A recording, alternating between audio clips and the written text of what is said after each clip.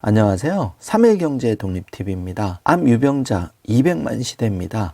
의술이 발달했지만 암에 대한 두려움 또 치료하고 어떻게 관리를 해야 되는지 많이 궁금한데요. 보건복지부에서 발표한 자료를 보면은 2018년 국가암 등록 통계에 따르면은 2018년 기준 신규 암 환자는 24만 3,837명이고 암 유병자는 200만 5,520명으로 집계가 되었는데요. 우리나라 국민이 기대 수명 83세까지 생존할 경우 암에 걸릴 확률은 37%입니다. 3명 중 1명 이상에게서 암이 발생할 것으로 추정이 됐는데 그만큼 암은 우리 곁에 가까이 있는 질병입니다. 따라서 암에 대해서 국가가 많은 지원을 해주는데요. 오늘 안내해드린 내용만 제대로 알고 있어도 원치 않게 암에 걸렸을 때 나와 내 가족을 좀 더 안전하게 지킬 수 있습니다. 오늘 영상 내용 궁금하신 분들은 꼭 함께 해주세요.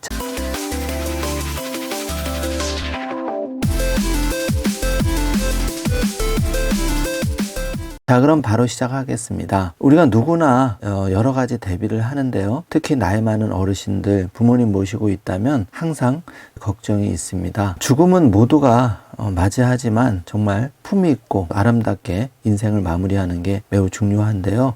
여러 가지 걱정 중에서도 암에 대한 걱정이 가장 큰 것 중에 하나죠. 그래서 지금부터 암 환자와 가족이 꼭 알아둬야 할 암 진단부터 치료 이유까지 국가 지원제도 자세히 살펴보겠습니다. 첫 번째, 암 진단을 받으셨다면은 누구나 대상이 되는 보편적 지원 제도가 있는데요. 본인 일부 부담금 산정 특례 제도가 있습니다. 건강보험이 적용되는 부분에 5%만을 본인이 부담하면 되는데요. 자세한 사항은 진료병원 원무팀 또는 국민건강보험공단 1577-1000번으로 상담 주시면 됩니다. 본인 부담 상한제인데요. 1년간 환자가 부담한 건강보험 본인부담 진료비 총액이 소득 수준에 따라 정해진 본인부담 상한액 2021년 10분위 기준으로는 584만 원을 넘는 경우에는 공단에서 일부 부담하는 제도입니다. 자, 두 번째입니다. 암을 치료하는 과정에서 경제적인 어려움이 발생하는데요. 이때 긴급복지 지원 제도가 있습니다. 암 치료 과정에서 경제적 어려움이 있을 때 보건소, 시군구청, 국민건강보험공단 등에서 신청할 수 있는 공공부문 의료비 지원 제도인데요.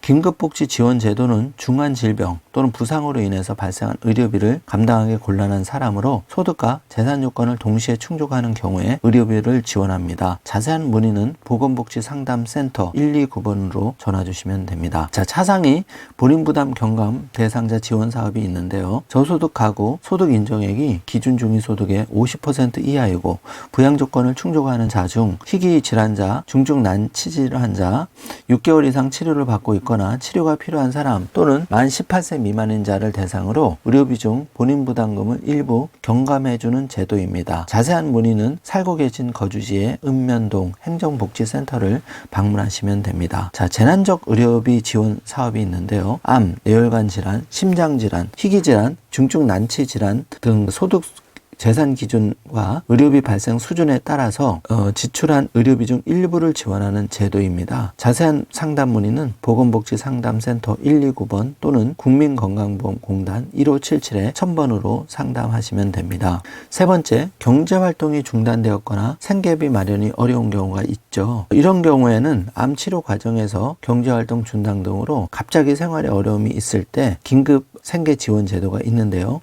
국민기초생활보장제도에 의해서 생계에 어려움을 겪고 있는 분 중 지원 기준, 예를 들어서 소득 인정액과 부양 의무자 기준에 따라서 필요한 급여를 지원을 해드립니다. 역시 보건복지상담센터 생계의료교육급여 129번으로 상담 전화 주시거나 주거급여는 마이홈 콜센터 1600-0777로 상담 신청하시면 됩니다. 긴급복지 지원 제도가 있는데요. 긴급복지 지원은 위기사유 발생으로 생계 유지가 곤란한 저소득층에 대해서 소득, 재산, 금융재산 기준에 따라 긴급 생계비 등을 일시적으로 신속하게 지원하는 제도입니다. 자세한 문의는 거주지 읍면동 행정복지센터 보건복지상담센터 129번을 이용하시면 됩니다. 네 번째, 치료 과정에서 돌봄 지원이 필요한 경우가 있습니다. 이럴 경우에는 가사간병 방문 지원 사업을 신청할 수가 있는데요. 만 65세 미만의 일상생활과 사회활동이 어려운 저소득층, 차사계 계층 이하에게 가사간병 서비스를 지원을 합니다. 자세한 문의는 거주지 읍면동 행정복지센터나 보건복지상담센터 129번으로 하시면 됩니다. 통합건강중진사업 내 방문건강관리사업이 있는데요. 만 65세 이상 건강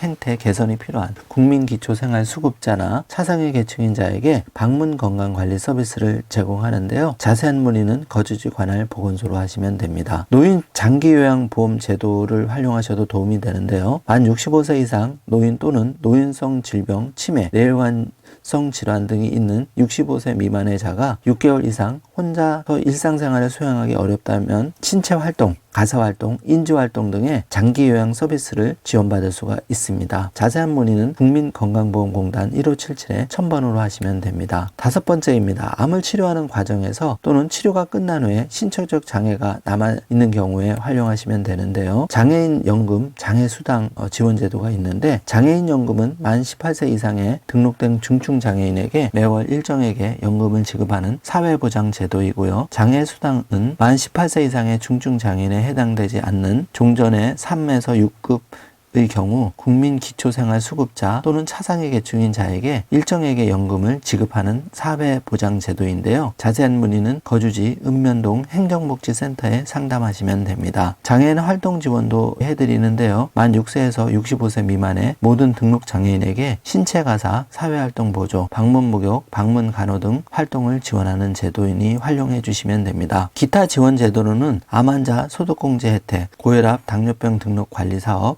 가족돌봄 휴직휴가, 암생존자 통합지지 서비스 등을 제공하는데요. 정지 화면으로 자세하게 살펴보시면 좋을 듯 합니다. 국가암정보센터는 1577-8899번으로 자세한 상담을 받으실 수가 있습니다. 암을 예방하기 위해서 평소 실천해야 될 것들이 있는데요. 정지 화면으로 체크해 주시기 바라겠습니다. 생활 속에 채소, 과일 골고루 식사를 하거나 또 과도한 음주를 피하시는 것, 또 주 5회 30분 이상 운동하시는 것 모두 중요합니다. 또 정기적으로 암 검진을 받으시는 것도 암 예방에 도움이 됩니다. 우리나라 2018년 기준으로 암 발생 환자 수 24만 3천 명입니다. 주변에서 또는 내가 암이 걸릴 수도 있고 또 가족 중에 걸릴 수도 있습니다. 이럴 경우에 오늘 방송한 국가에서 암 환자 또는 가족에게 다양한 지원 제도를 활용하신다면 여러 가지로 도움을 받으실 수가 있습니다. 마지막으로 1577-8899번 이 전화번호 꼭 기억해 주시기 바랍니다.